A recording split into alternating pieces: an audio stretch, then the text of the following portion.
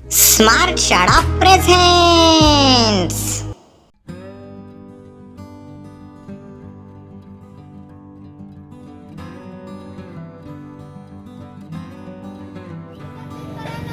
देश को आगे बढ़ाना है, देश को सुरक्षित बनाना है, देश को आगे बढ़ाना है, देश को सुरक्षित मुलांना आम्ही नंतर 20 मध्ये इंट्रोड्यूस केलेला आहे मूल्यवर्धन 3.0.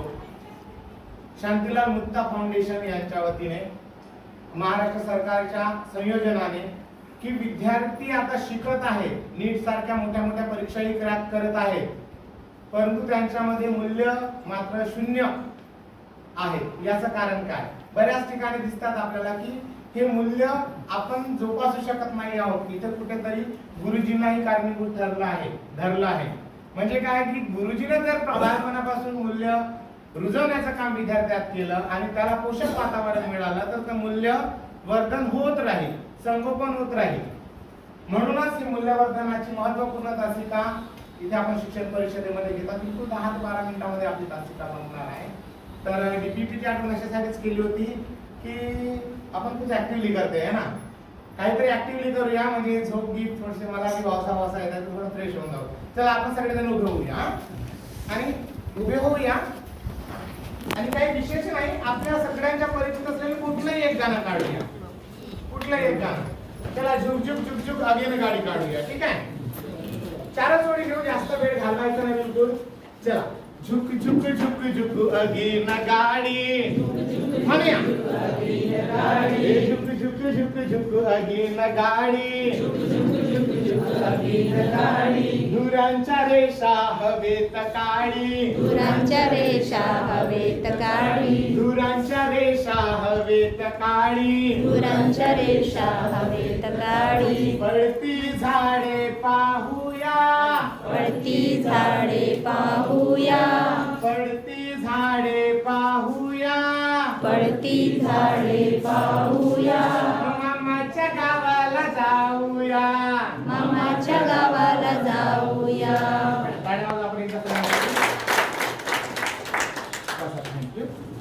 आता बघा आपण गाणं शिकलो, गाणं म्हटलं, ऍक्टिव्हली पार्टिसिपेट झालो. 4 जोडी झुक झुक झुक झुक अगेन गाडी, धुरांच्या रेषा हवेत काढी, पडती झाडे पाहूया, मामाच्या गावाला जाऊया. या 4 ओळीमध्ये एनईपी 2020चा उद्देशाने काय कसं शिक्षणात देता येईल आपल्याला, तर इतर विषयांशी यांचा सहसंबंध जोडून. गाणं अगदी बालगीत आहे, मजेशीर गाणं आहे, पूर्ण नाचतात छान. आता 4 ओळीमधून आपण इतर विषयाशी सहसंबंध जोडून बघूया. ठीक आहे सर? झुक झुक झुक झुक अगेन गाडी, काय कुठल्या विषयाशी संबंध जोडता येईल? मराठीशी, विज्ञानाशी. धुरांच्या रेषा हवेत काढी प्रदूषणाशी लावू शकतो. रेषा पर्यावरण, जी रेषा आहे भूमितीशी लावू शकतो, गणिताशी लावू शकतो. पडती झाडे पाहूया, परत पर्यावरण आलं, हिरवेगार बनराई आली, वृक्ष संगोपन आलं, ही मूल्य. मामाच्या गावाला जाऊया म्हणजे नातेसंबंध, त्यांची ओळख, सामाजिक सलोखा, या सगळ्या पूर्ण असं याच नाही, कुठल्याही गाण्यामध्ये आपल्याला अशा प्रकारचा सहसंबंध जोडता येतो, फक्त तो आपण जोडण्याचा प्रयत्न केला पाहिजे. आणि ह्या सगळ्या गोष्टीमध्ये आपण शिक्षक म्हणून कुठेतरी कदाचित कमी पडत असणार असं जेव्हा सरकारला वाटलं, तेव्हा शांतीलाल मुक्ता फाउंडेशननी मग आपला प्रपोजल घेऊन महाराष्ट्र सरकारकडे जातो आणि मग मूल्यवर्धन जो बंद 2.0 मध्ये बंद झालेला उपक्रम परत 3.0 ला एक्सटेन्शन देऊन 5 वर्षासाठी हा उपक्रम वाढवलेला होता. विद्यार्थ्यांच्या सर्वांगीण विकासासाठी शाळेत विविध उपक्रम राबवणे आवश्यक आहे. मूल्यवर्धन 3.0 आणि आनंददायी शनिवार हे उपक्रम विद्यार्थ्यांच्या कौशल्य वाढीसाठी महत्त्वाचे आहे. आता महाराष्ट्र शासनाने दप्तर मुक्त शनिवार आणि आनंददायी शनिवार याची सुंदर पुस्तके काढली आहेत. 100-150 पानाची पुस्तिका डिजिटल आपल्या वेबसाईटवर मिळते आणि त्या पुस्तिकेमध्ये जवळपास हजारो उपक्रम दिलेले आहेत. हजारपेक्षा जास्त उपक्रम जे महाराष्ट्रातील विविध कानाकोपऱ्यातून जे शिक्षकांनी उपक्रम सादर करतात, त्याच्यातील आपलाही एखादी उपक्रम आहे संविधानाचा. तर त्या उपक्रमामधून हा शनिवार दप्तर मुक्त आणि आनंददायी कसा करायचा एक आता वादळ उठला, आपण सगळेजण खूप छान छान फोटो टाकतो, ऍक्टिव्हिटी घेतो. एकेकाळी काय व्हायचं म्हणजे 8 ते 10 शनिवारच्या आधी आपली मानसिकता सुद्धा अशी नव्हती, काय उगावा फोटो टाकतो, आपणच करतो का होती ना. म्हणजे असं म्हणून काही कोणाला तरी नाही, पण आपल्यापैकीच काही जण म्हणतो की हा थोडंसं करायचं आणि भरपूर फोटो टाकायचे. पण आता सगळ्यांना जेव्हा कंपल्शन आले या गोष्टीला, आता फोटोची मजा येत आहे आणि फोटो काढताना मजा येत आहे. फोटो काढण्यासाठी आपल्याला उपक्रमही द्यावा लागत आहे आणि मग आपसुकच काही ना काही विद्यार्थ्यांमध्ये मूल्य ते रुजत आहेत, इतर विषयांचे सहसंबंध जोडत आहेत, विद्यार्थ्यात कौशल्य विकास होत आहे. आता मूल्यवर्धन 3.0 म्हणजे काय? सगळ्यांना हे अशा प्रकारचे शांतीलाल मुक्ता फाउंडेशन आणि महाराष्ट्र सरकार यांच्या संयुक्त विद्यमाने मूल्यवर्धनाच्या पुस्तका दिल्या आहेत 1 ते 8व्या वर्गासाठी. मी स्टेटला याचं प्रशिक्षण घेऊन आलेलो होतो आणि DRG म्हणून काम करतोय. तर मूल्यवर्धन काय आहे? मूल्यवर्धनाला अजिबात वेळ द्यायची गरज नाही आहे. मूल्यवर्धन आपल्या शालेय दैनंदिन पिरियड मध्ये होत असते, झालं पाहिजे. म्हणजे आज आमच्या शाळेचा परिसर बघितला, परिसर थोडा मोठा आहे, जास्तही मोठा नाही पण थोडासा मोठा आहे, पण आमच्याकडे पटसंख्या आहे तितकी. आणि मग आम्हाला जर मूल्यवर्धनाच्या उपक्रमातून पटांगण साफ करायला जर विचार केला, आम्ही 10 ते 15 मिनिटं पुरेसे आहेत, तर पूर्ण पटांगण अगदी साफ स्वच्छ होऊन जातो. आणि तो नित्याचा उपक्रम आहे. आज विद्यार्थ्यांना वेगळी उत्सुकता होती, त्याच्यामुळे तुम्ही येईपर्यंत काही विद्यार्थी कचरा उचलत दिसतील आपल्याला दिसले असतील आपल्याला. तर हे छोटे छोटे मूल्य जे आहेत आपल्या दैनंदिन जीवनाचा भाग झाला पाहिजे आणि यासाठी विद्यार्थ्यांना आपण छोटे छोटे उपक्रम, छोट्या छोट्या गोष्टी निर्माण करून दिल्या पाहिजे. हेच आपले शिक्षक म्हणून एक काम राहील.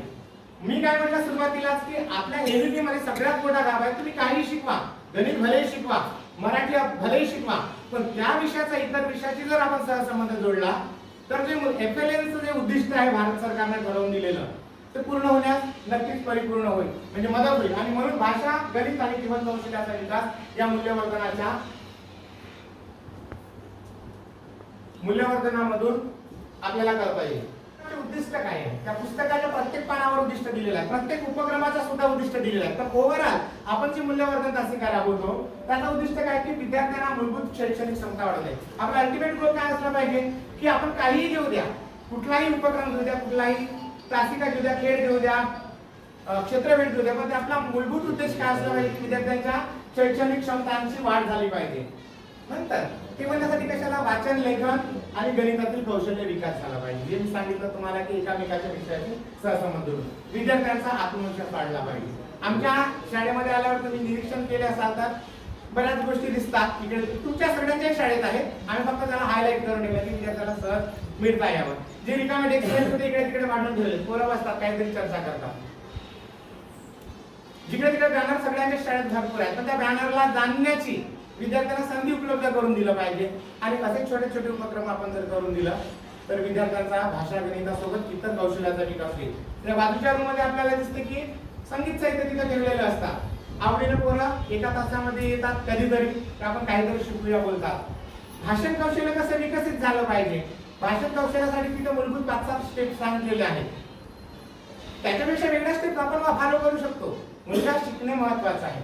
मग भाषण कौशल्य विकसित होण्यासाठी आणि संवाद कौशल्य, संभाषण कौशल्य विकसित होण्यासाठी ज्याच्या मूलभूत अवांतर वाचन, कथा गोष्टीचं वाचन, कविताचा लेखनाचा सराव, स्वयंस्फूर्त वाचन लेखन या सगळ्या गोष्टींची तिथं आम्ही उपलब्ध करून दिलं.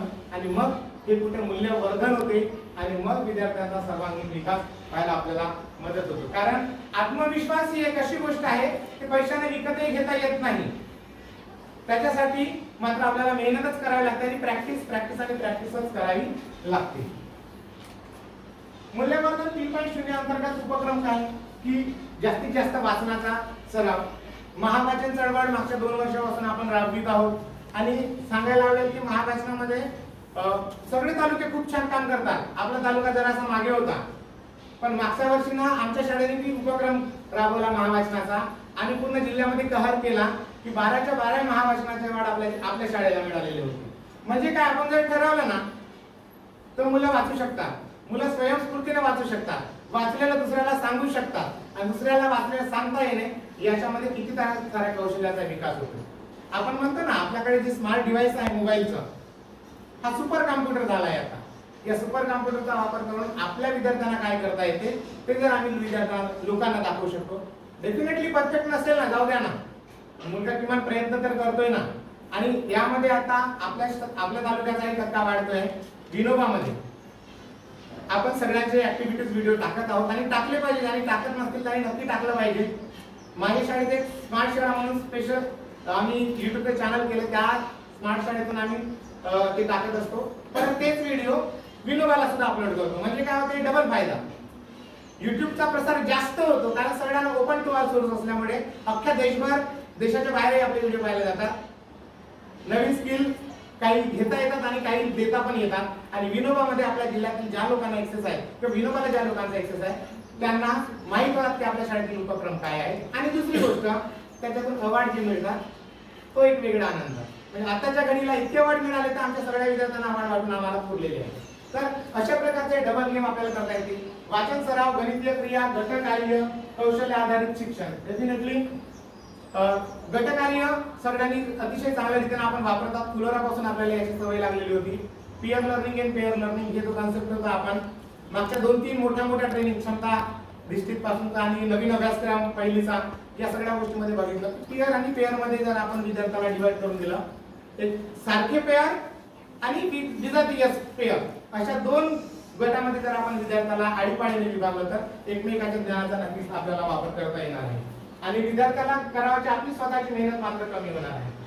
आता आनंददायी शनिवार म्हणजे काही सगळ्यांनाच माहित आहे. शनिवारची सकाळची शाळा आनंददायी करणे, त्याच्यासाठी तुम्ही काही करा. संविधानिक काही म्हणजे अजिबात काही नाही. संविधानिकरित्या जे जे विद्यार्थ्याला उपयुक्त आहे, जे जे विद्यार्थ्याच्या कौशल्यामध्ये विकास करता येईल असं काही करू शकतो. आणि अल्टिमेट उद्देश आपला तो शनिवारचा दिवस विद्यार्थी थकून भागून नाही गेला पाहिजे, आनंदाने उड्या मारत गेला पाहिजे. तो म्हणजे आनंदाचा शनिवार. एससीआरटीने सांगितले की 10 आनंदाचे शनिवार घ्यायचे आहे फक्त. आमचे वगैरे झाले 10 क्लासेस घेऊन, पण आता परत सगळ्यांचे सुरू झाल्यामुळे आम्ही परत एखादी तास एक आनंदाची शनिवारची घेतो. बाकी डेली या 10 आनंदाची शनिवारची नोंद मात्र आपल्या दप्तरी असली पाहिजे.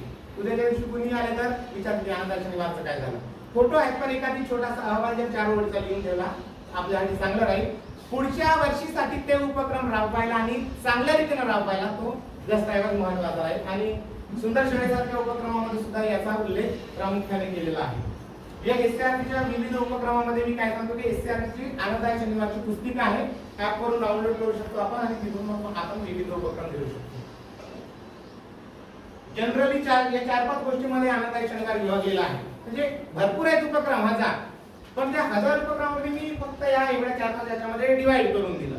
की समजा खेळ आणि क्रीडा, याच्यामध्ये आपण खेळ आल्या, क्रीडा आल्या, शैक्षणिक खेळ आले, शारीरिक खेळ आले, बौद्धिक खेळ आले, सगळे खेळ, चित्रकला, हस्तकला, याच्यामध्ये सुद्धा वेगवेगळ्या कला, आर्ट्स आला, सगळं कथा सांगणे, अभिव्यक्तीवाला आलं, गीत आणि नृत्य, वैयक्तिक आणि जे कॉन्फिडन्सशी संबंधित आपण सगळ्या गोष्टी म्हणतो, आणि विज्ञानाची प्रयोग म्हणजे आपल्या भाषा, गणित आणि सगळ्या गोष्टी जोडतो. या जर गोष्टी आपण आडीपाडीने घेतल्या किंवा 2-2 उपक्रम आपण शनिवारी राबवले तर आपल्या विद्यार्थ्यांचा त्या दिवसाचा दिवस चांगला जाईल, शनिवार आनंददायी होईल आणि सोबत मूल्यवर्धनाचं सुद्धा काम होईल. याच्यासाठी ही मूल्यवर्धनाची पुस्तिका आपल्या जोडीला असतेच.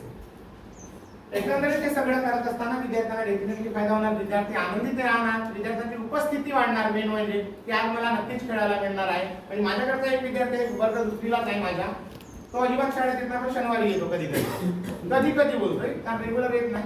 आई बाबा बाहेर बीडभट्टीवर आहेत आणि आताच्या तर ते आहेच नाही गावामध्ये, पण तो कधी आला तर शुक्रवार, शनिवार, रविवारी येतात ते गावामध्ये, तर तो शनिवारी मात्र नक्की येतो शाळेत, खेळायला मिळतो. बाकी दुसरा उद्देश काय नाही.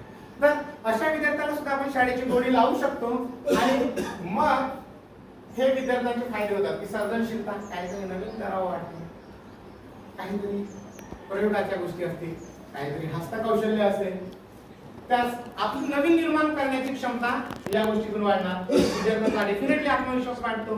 म्हणजे आता बघितलं, आता मला आवडा ऐका तुम्ही, आम्ही आल्यावर तुम्हाला एक अभिप्राय रजिस्टर दिलेला होता, म्हणजे आवागमन रजिस्टर हा महत्वाचा दस्तऐवज सुद्धा आहे आणि तिथे एक कॉलम अभिप्रायाचा होता. मी बघितला, सगळ्यांनी उत्कृष्ट अभिप्राय लिहिला. म्हणजे मला वाटते की उत्कृष्टच लिहिला, पण अजून जर मला जर काही सांगता आलं असतं की अजून शाळेमध्ये असं असतं तर छान, तर जाताना परत एकदा त्या रजिस्टरला व्हिजिट करा आणि लिहू शकता की असं जर असतं अजून छान, तर आपल्या सगळ्यांचा उपक्रमाचं नक्कीच इथे स्वागत होणार आहे. संवाद कौशल्य सुधारते आणि शिकण्याची आवड निर्माण होते. अल्टिमेट आपला गोल तोच राहणार आहे की FLN चा विकास करायचा, FLN वर थांबायचं नाही, विद्यार्थ्यांचा सर्वांगीण विकास करायचा आहे, भाषा गणितापुरतं मर्यादित न राहता इतरही विषयांची आवड निर्माण करायची आहे. अर्थातच त्याला या सगळ्या गोष्टी जर मिळाल्या वेळेवर तर त्याच्यात शिक्षणाची आवड निर्माण ही नक्कीच होणार.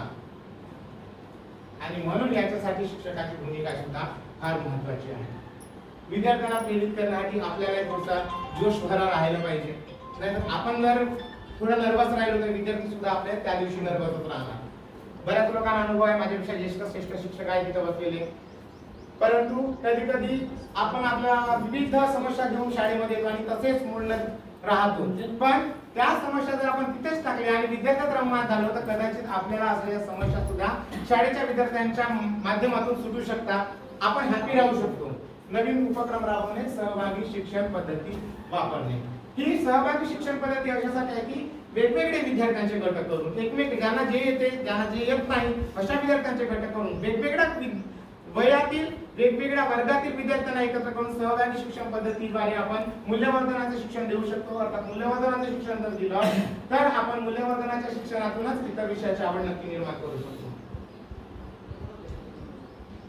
एकंदरीत माझ्या या संपूर्ण तासिकेचा सार जो आहे मूल्यवर्धनाचा आणि दप्तरमुक्त शनिवार म्हणतो, हॅपी सॅटरडे म्हणतो, आनंददायी शनिवार, त्याचा निष्कर्ष काय की मूल्यवर्धन दीपावली आणि आनंददायी शनिवार या उपक्रमामुळे विद्यार्थ्यांचा सर्वांगीण विकास होतो. आपण जर राबवलं प्रामाणिकपणे तर नक्कीच होतो आणि शाळा आनंददायी आणि प्रेरणादायी बनते. सगळ्यात महत्त्वाचं आपली शाळा आनंददायी असली पाहिजे.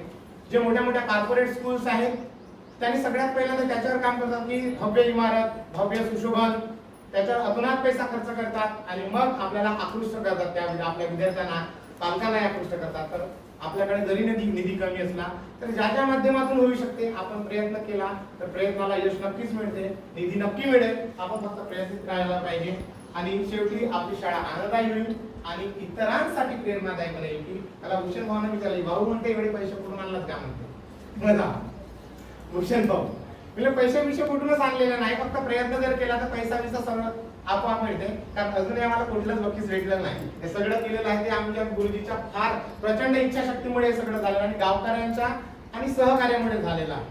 त्याच्यामुळे अशक्य असं काहीच नाही. आपण थोडं पॉझिटिव्ह राहिलं तर सगळं पॉझिटिव्ह मिळेल. कारण मूल्यवर्धन ही काळाची गरज आहे आणि म्हणूनच मी ते माझं व्यवस्थित ऐकून घेतलं. जेणेकरून फक्त ऐकण्यापुरतं न राहता काहीतरी या तासिकेतून आपण घेऊन जाऊन आनंददायी शनिवार अजून आनंददायी कसा करता येईल आणि मूल्याचं रुजवणूक कशी करता येईल हीच आशा वाढत आणि माझी तासिका इथे थांबवतो.